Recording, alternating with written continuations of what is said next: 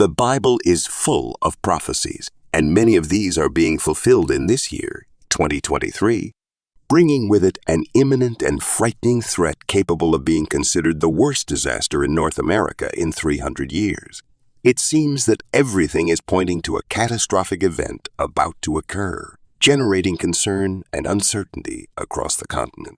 While natural disasters have been an intrinsic part of human history, what lies ahead appears to be unprecedented in scale and impact. What is changing on our planet?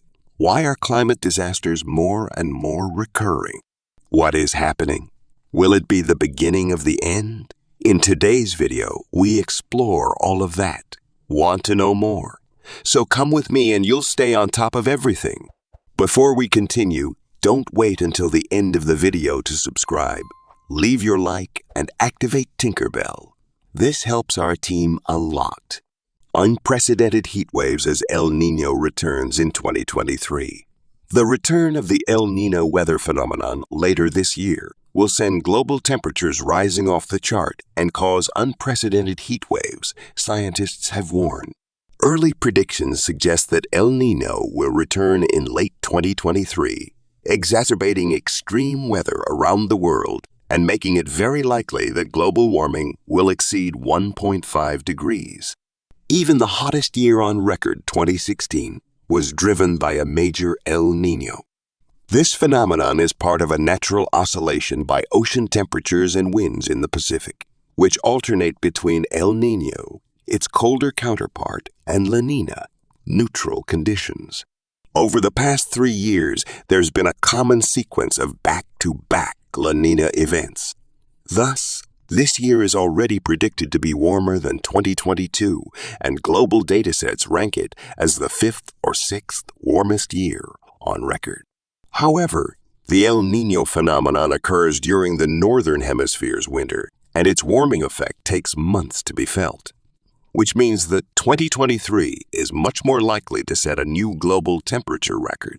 For you to remember, greenhouse gases emitted by human activities have raised the average global temperature by about 1.2 degrees to date, and this has already had catastrophic impacts around the world, from heat waves in the United States and Europe to devastating floods in Pakistan and Nigeria, harming millions of people. It is very likely that the next big El Niño could take us above 1.5 degrees.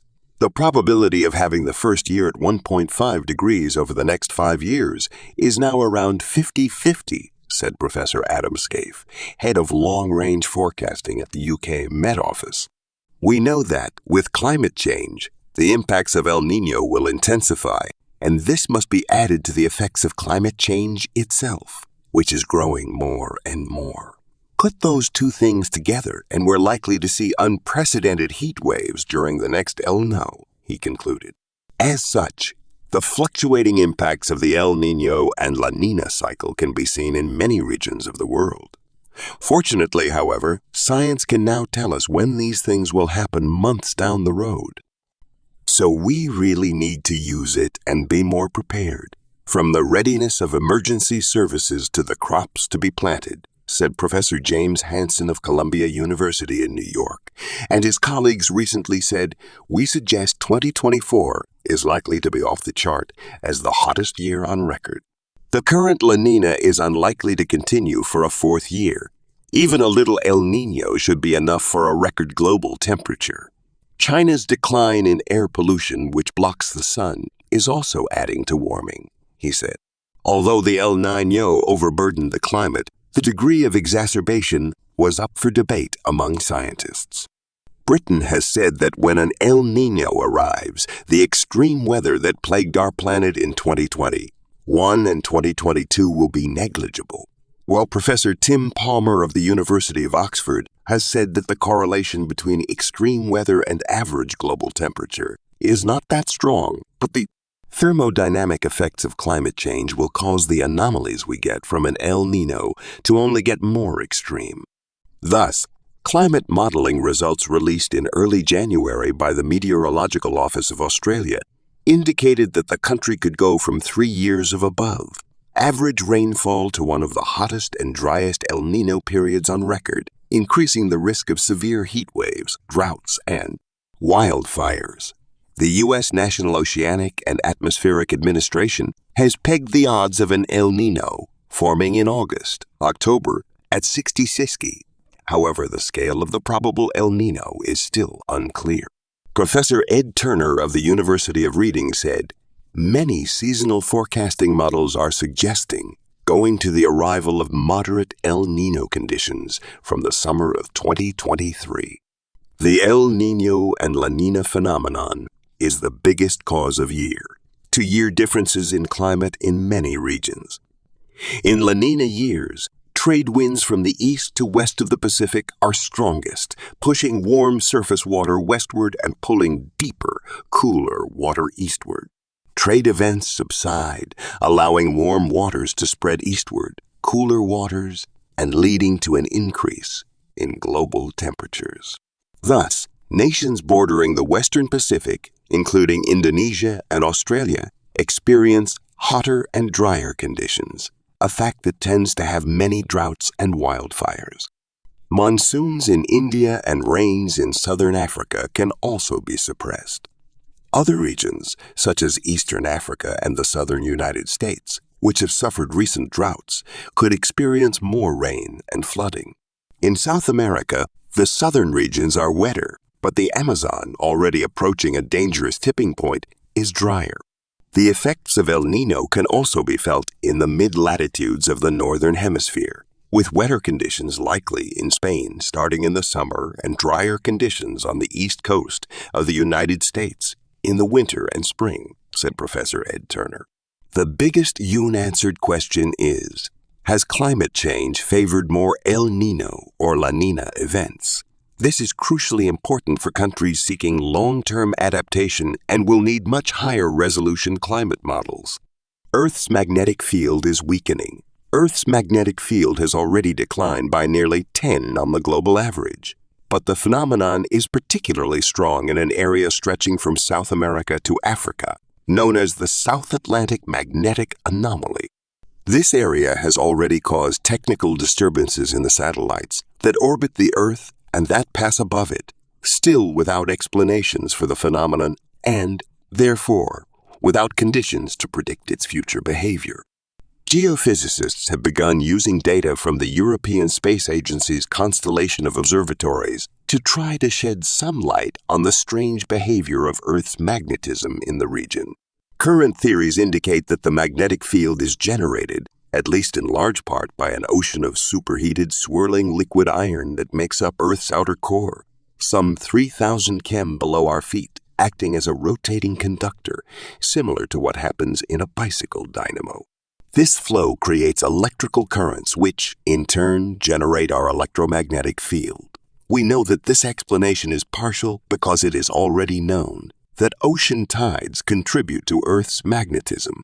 However, this field is far from static and varies in strength and direction, both in space and time.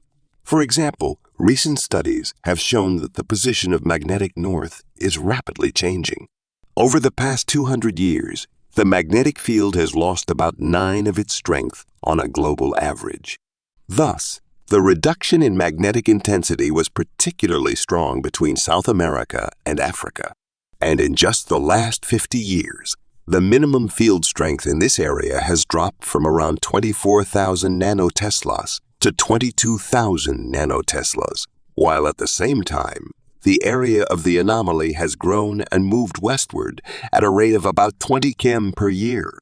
In the last 5 years, a second center of minimum intensity has appeared in Southwest Africa, indicating that the South Atlantic anomaly could split into 2 separate cells. Reversal of Earth's magnetic poles. Some scientists have hypothesized that the current weakening of the field is a sign that the Earth is heading for a pole reversal when the north and south magnetic poles switch places. Events like this have occurred many times throughout the planet's history, and although we are lagging behind by the average rate at which these reversals occur, approximately every 250,000 years, the drop in intensity in the South Atlantic is still within what is considered a normal fluctuation. Level. However, Satellites and other spacecraft flying through the area are more likely to experience technical malfunctions as the magnetic field is weaker in this region, so charged particles can penetrate the altitudes of satellites in low Earth orbit. The mystery of the origin of the South Atlantic anomaly has not yet been solved, and what is expected is that the observations of the constellation BEM will give geophysicists new ideas about how poorly understood processes occur in the Earth's interior. What could this reversal of the Earth's poles cause? Weather disasters have increased fivefold over 50 years. A weather, or water-related disaster has occurred every day on average for the past 50 years, killing 115 people and causing $202 million in daily losses, according to a new report. The Comprehensive of the World Meteorological Organization, 5 times over the 50-year period, due to climate change, more extreme weather conditions, and improved reporting, but thanks to early warnings and improved disaster management, the death toll has decreased by almost 3 times. The presented report is the most comprehensive review of mortality and economic losses by climate, water, and weather extremes to date. It evaluates the entire 50-year period, as well as by individual decade from 1970 to 2019. Weather, climate, and water hazards accounted for 50 of all disasters, 45 of all reported deaths, and 74 of all reported economic losses. More than 91 of these deaths occurred in developing countries. Using the United Nations ranking of countries, those that took the greatest human losses during the period were droughts, 650,000 deaths, storms, 77,000 deaths, and floods, 58,000 deaths, and extreme temperatures, 58,000 deaths, and extreme temperatures, 55,000 deaths. But what up? What did you think of this content? What does all this mean for the world? Is a global disaster about to happen? Is the end of time near? Tell us in the comments. We want to know your opinion on this. Follow more videos like this one. Subscribe to our channel and activate the notification bell. A big hug and stay with God.